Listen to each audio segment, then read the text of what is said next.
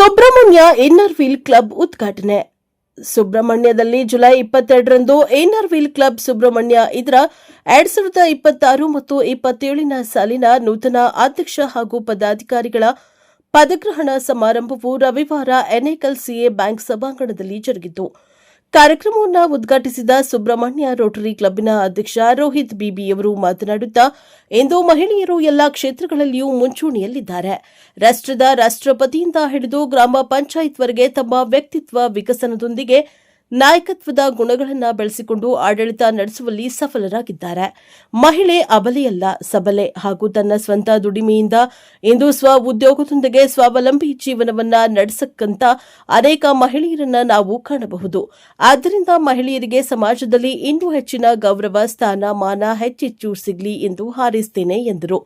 ಸಮಾರಂಭದ ಮುಖ್ಯ ಅತಿಥಿಗಳಾಗಿ ಸುಳ್ಯ ರೋಟರಿ ಕ್ಲಬ್ನ ಅಧ್ಯಕ್ಷೆ ಲತಾ ಮಧುಸೂದನ್ ಅವರು ಮಾತನಾಡುತ್ತಾ, ನಾವೆಲ್ಲರೂ ಸ್ತ್ರೀಯರಿಗೆ ನಮ್ಮದೇ ಆದ ಕುಟುಂಬದ ಜವಾಬ್ದಾರಿ ಇದೆ. ಅದರೊಂದಿಗೆ ಸಮಾಜಕ್ಕೆ ಒಂದಷ್ಟು ಸೇವೆಯ ಮೂಲಕ ನಿಭಾಯಿಸುವ ತುಡಿತ ನಮ್ಮೆಲ್ಲರಿಗಿದೆ.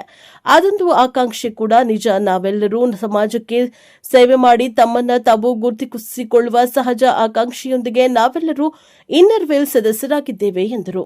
ಆರಂಭದಲ್ಲಿ ಸಭಾಧ್ಯಕ್ಷತೆಯನ್ನ ಇನ್ನರ್ ವೀಲ್ ಕ್ಲಬ್ ಅಧ್ಯಕ್ಷೆ ವಿಮಲಾ ರಂಗಯ್ಯ ವಹಿಸಿ ಎಲ್ಲರನ್ನ ಸ್ವಾಗತಿಸಿದರು. ಕಾರ್ಯದರ್ಶಿ ಶೋಭಾ ಗಿರಿಧರ್ ಅವರು ವಿಸ್ತೃತವಾದ ವರದಿಯ ನಂತರ ನೂತನ ಅಧ್ಯಕ್ಷೆ ಸೌಮ್ಯ ದಿನೇಶ್ ಅವರಿಗೆ ವಿಮಲಾ ರಂಗಯ್ಯ ಅವರು ಕಾಲರ್ ತುಡಿಸಿ ದಂಡ ನೀಡಿ ಅಧಿಕಾರ ಹಸ್ತಾಂತರಿಸಿದರು. ಸರೋಜಾ ಮೈಲಪ್ಪ ಪ್ರಾರ್ಥಿಸಿದ್ರೆ, ಸುಚಿತ್ ಗೋಪಾಲ್ ಹಾಗೂ ಜಾನಕಿ ವೆಂಕಟೇಶ್ ಅತಿಥಿಗಳನ್ನು ಪರಿಚಯಿಸಿದರು.